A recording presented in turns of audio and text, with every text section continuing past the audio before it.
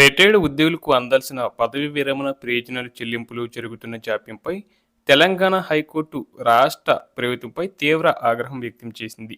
రంగారెడ్డి జిల్లా కోర్టులో అడ్మినిస్ట్రేటివ్ ఆఫీసర్గా విధులు నిర్వహించి 6 నెలల క్రితం రిటైర్డ్ అయిన విజయ్ కుమార్ అనే ఉద్యోగికి రావాల్సిన 90 లక్షల బెనిఫిట్స్ ఇంకా అందలేదు. దీనిపై ఆయన దాఖలు చేసిన పిటిషన్ను విచారించిన న్యాయస్థానం తెలంగాణ ప్రభుత్వ తీరును తప్పుబడుతూ ఆర్థిక శాఖ ముఖ్య కార్యదర్శికి కఠిన ఆదేశాలు జారీ చేసింది.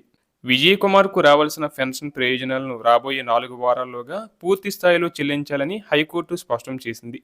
ఒకవేళ నిర్ణీత గడువులోగా ఈ చెల్లింపులు జరగకపోతే టోకెన్ జారీ చేసిన తేదీ నుంచి 18% వార్షిక వడ్డీతో కలిపి ఆ మొత్తాన్ని చెల్లించాల్సి ఉంటుందని హెచ్చరించింది. వృద్ధాప్యంలో తమ కష్టార్జితం కోసం ఉద్యోగులు కోర్టుల చుట్టూ తిరగడం సరికాదని, తక్షణమే ఈ బకాయిలను విడుదల చేయాలని న్యాయస్థానం ప్రభుత్వాన్ని ఆదేశించింది.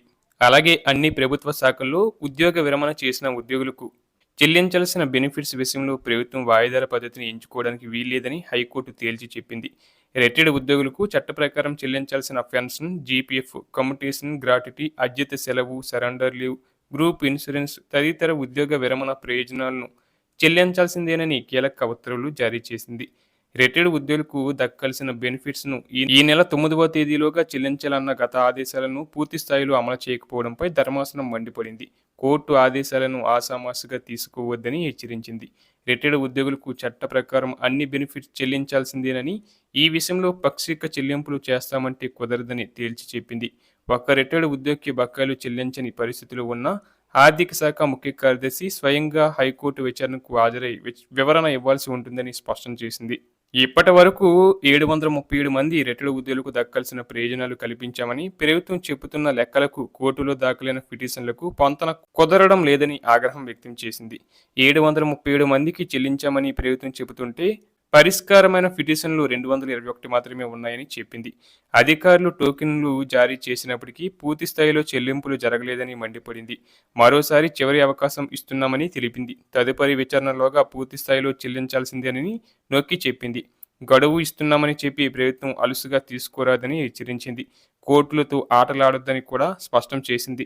రెగ్యులర్ ఉద్యోగులకు 1 నెల జీతం ఆగినా పట్టించుకోబోమని, కానీ పదవి విరమణ చేసిన వారికి వాళ్ళ కష్టార్జితం చెల్లించకపోతే ఉపేక్షించే ప్రసక్తే లేదని వార్నింగ్ ఇచ్చింది. ఇచ్చే సొమ్ము ప్రభుత్వానిదేమీ కాదని విషయాన్ని పాలకులు, అధికారులు గుర్తించాలని పేర్కొంది. ఉద్యోగాలు చేసినంతకాలం కూడబెట్టిన సొంత సొమ్మునే ఉద్యోగ విరమణ తర్వాత ప్రభుత్వం వారికి చెల్లిస్తుందన్న కీలక విషయాన్ని విస్మరించొద్దని చెప్పింది. ఉద్యోగ విరమణ చేశాక పిల్లల చదువులు, పెళ్లిళ్లు, ఇల్లు కట్టుకోవడం వంటి ముఖ్యమైన జీవిత ప్రణాళికలను అమలు చేసేందుకు అది ఉద్యోగులు దాచుకున్న సొమ్మని వివరించింది. తదుపరి విచారణ జరిగే నాటికి ఒక్క రిటైర్డ్ ఉద్యోగికి కూడా ప్రభుత్వం నుంచి బకాయిలు పెండింగ్లో ఉండటానికి వీల్లేదని తేల్చి చెప్పింది. రిటైర్మెంట్ బెనిఫిట్స్ చెల్లించడం లేదంటూ దాఖలైన పిటిషన్ల వారీగా ప్రభుత్వం చెల్లింపులు నివేదిక ఇవ్వాలని ఆదేశించింది. ఉద్యోగ విరమణ ప్రయోజనాలను చెల్లించాలని గత ఏడాది జారీ చేసిన ఉత్తర్వులను అమలు చేయలేదంటూ దాఖలైన సుమారు 572కు పైగా కోర్టు ధిక్కరణ పిటిషన్లను న్యాయమూర్తి జస్టిస్ నామంవరపు రాజేశ్వరరావు గురువారం విచారణ చేపట్టారు. పిటిషనర్ల వారీగా లోతుగా పరిశీలన చేస్తూ సమగ్రంగా విచారణ జరిపారు.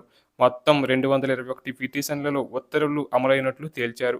మరో 3656 మంది పిటిషనర్లకు టోకెన్లు జారీ చేసి వాటిలో 1056 మందికి చెల్లింపులు చేశారని తెలియజేసింది.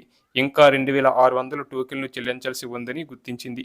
వీరందరికీ ఈ నెల 3లోగా చెల్లిస్తామని గత విచారణలో ప్రభుత్వం ఇచ్చిన హామీ అమలు కాలేదని తప్పుపట్టింది.